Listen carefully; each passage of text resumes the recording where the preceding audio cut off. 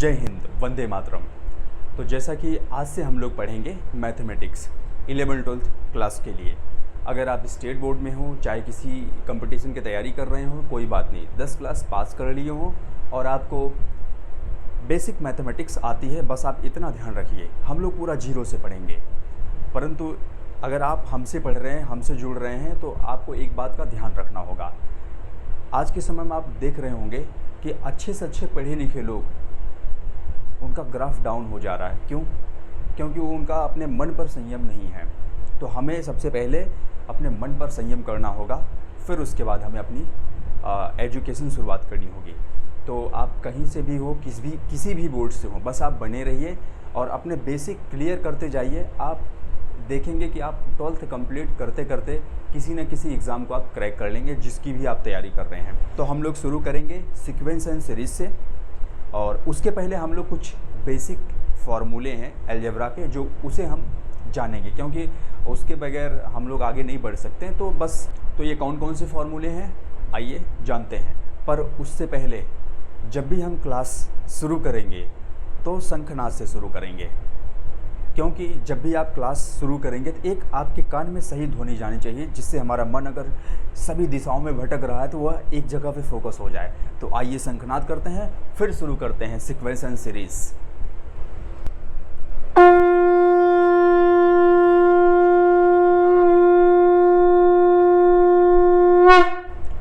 तो आइए sequence and series शुरू करने से पहले हम कुछ बेसिक फार्मूले जान लेते हैं, जो हम 5, 6, 7, 8, 9, 10 क्लास में पढ़ चुके हैं, पर हम ध्यान नहीं दिए। कुछ हमारी भी कमियां होती हैं, कुछ जो हमें सही तरीके से गाइड नहीं किया जाता, उसकी भी कमियां होती हैं।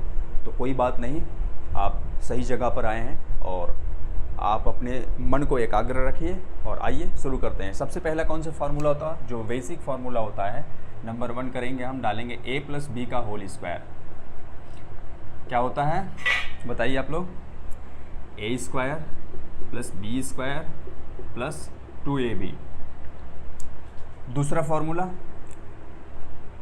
a - b का होल स्क्वायर। बस जिनको पता है उनके लिए तो कोई बात नहीं, पर हम मैथ पढ़ रहे हैं, हम याद करते नहीं, हम समझते हुए चलेंगे कि ऐसा क्यों हुआ, क्या हमको याद करना है? नहीं, आगे हम लोग सब कुछ समझेंगे, पर हमें शुरुआती समय में अपने जैसे नहीं कहा था कि किसी बिल्डिंग की नींव हमें डालनी पड़ती है, तो नींव को अभी हम समझ रहे हैं बस। तो अब a - b, तो माइनस यहाँ पे क्या है, +b है, तो जहाँ पे +b है वहाँ पे क्या कर देंगे हम? -b कर देंगे। जैसे मान लीजिए आपको भूल जा रहा है, तो शुरुआती समय में आप नहीं समझ पा रहे हैं तो कोई दिक्कत नहीं, तो जहाँ पे +b है वहाँ पे -b कर दीजिए, तो आपके जो है सॉल्व हो जाएंगे। कैसे? देखिए, a² + -b का होल स्क्वायर + 2 × a × -b। इसको जब आप सॉल्व करेंगे तो देखें क्या हो जाएगा, ये a² प्लस स्क्वायर कर देंगे, क्या हो जाएगा? प्लस हो जाएगा b², और ये देखिए माइनस है, प्लस माइनस इंटू प्लस क्या हो जाएगा? माइनस हो जाएगा, -2ab। ठीक है। अब आइए तीसरा फार्मूला हम देखते हैं। तीसरा फार्मूला क्या है? a² - b², a + b, एक ब्रैकेट में a - b। Sequence and series शुरू करने से पहले हमें ये सभी फार्मूले क्या याद होने चाहिए। जो हमारा चौथा फार्मूला, वो हमारा क्या हो जाएगा? a + b का होल क्यूब। ये कुछ नहीं है, a + b का होल स्क्वायर में a + b से मल्टीप्लाई कर दीजिए, आपको ये मिल जाएगा। पर हमें क्या होना चाहिए? याद होना चाहिए। क्या है ये? a³ + b³ + 3a² b + 3ab²। ये फार्मूले हो गए, ठीक है ना। और पांचवा a - b का होल क्यूब। कुछ नहीं करना है, जिस तरह से आप ये दूसरे वाले फार्मूले में किए, बस इसमें भी आपको इसी प्रकार से कर देना है। आपके जो है ये भी फार्मूले मिल जाएंगे, पर ये भी हमें क्या होना चाहिए? याद होना चाहिए। क्या हो जाएगा? a³ - b³ + 3ab² -3a² b। अब देखिए ये जो आइए जो हमारा छठवां है, क्या है? a + b का होल स्क्वायर। इसको हम और कैसे लिख सकते हैं? a + b का होल स्क्वायर। a + b का होल स्क्वायर हम इस प्रकार से लिख सकते हैं, a - b का होल स्क्वायर करके प्लस 4ab कर देंगे तो भी हमें क्या मिल जाएगा, a प्लस बी का होल स्क्वायर। उसी प्रकार से हम a माइनस बी का होल स्क्वायर करेंगे और इसको भी हम कैसे पा सकते हैं, a प्लस बी का whole square minus of 4ab, तो हमें क्या मिल जाएगा, ये मिल जाएगा। ठीक है ना। तो आप लोग नोट कर लीजिए, ऊपर वाला मिटा देते हैं। फॉर्मूला नंबर 8 क्या होता है, a cube plus B cube क्या हो जाएगा, a प्लस बी एक ब्रैकेट में, दूसरे ब्रैकेट में हो जाएगा हमारा a square plus B square minus ab। ठीक है ना। और 9 नंबर क्या हो जाएगा हमारा, a cube minus B cube, और दूसरे ब्रैकेट में क्या हो जाएगा, a minus B A square plus B square plus A B. ठीक है। उसके बाद 10 नंबर क्या हो जाएगा हमारा, a cube plus B cube. इसी फॉर्मूले के, ये जो ऊपर वाला फॉर्मूला है इसको हम एक तरीके से और लिख सकते हैं। कैसे लिख सकते हैं, a प्लस बी का होल क्यूब। ये फॉर्मूले आप खुद भी बना सकते हैं पर हमें याद होना चाहिए। ठीक है ना। Minus of 3a plus B, तो ये फॉर्मूले आपके बन गए। तो ऐसे इसी प्रकार से आप जो है,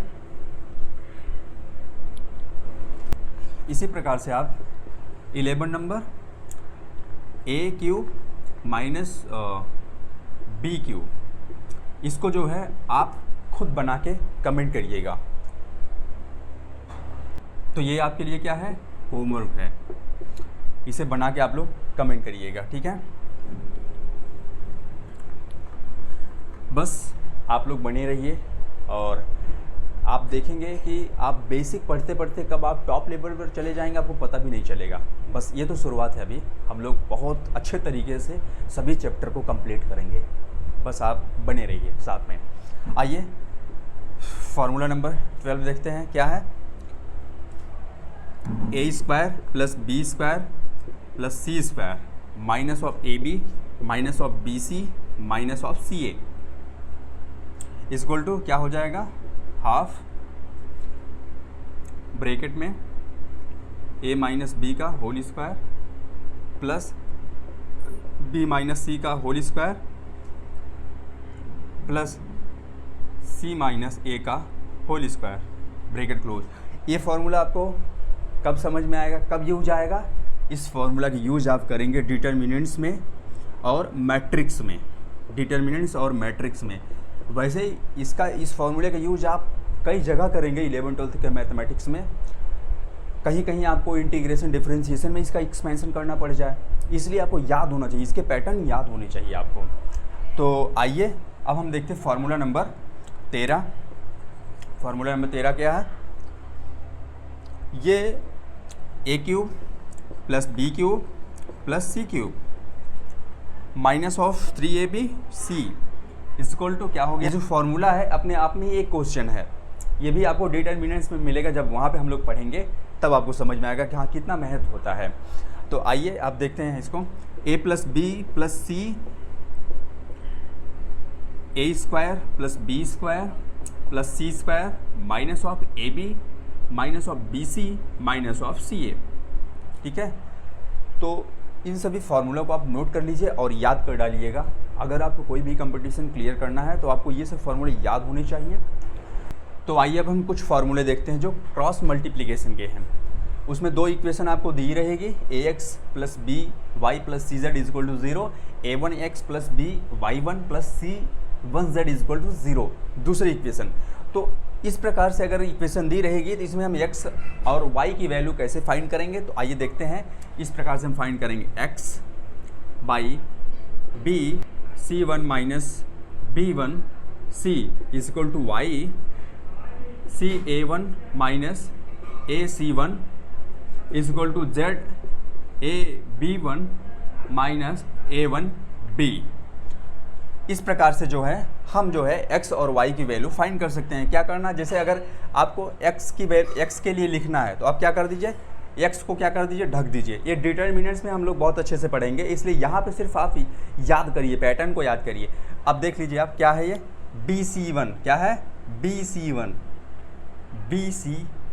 BC1, यहाँ पे देख लीजिए आप BC1 हो गया, यहाँ पे BC हो गया, ठीक है ना।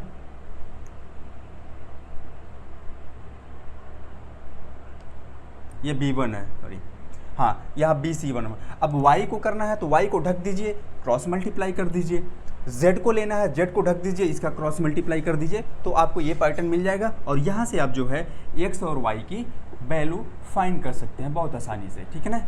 आइए अब आगे बढ़ते हैं।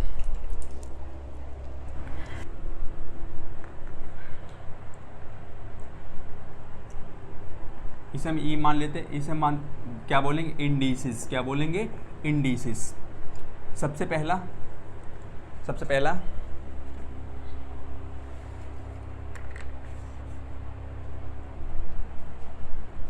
a to the power m, a to the power n। हम लोग पढ़े हैं, जब हम 5 क्लास से अलजेब्रा पढ़ते हैं तो हमें इन्हीं से शुरुआत करनी पड़ती है।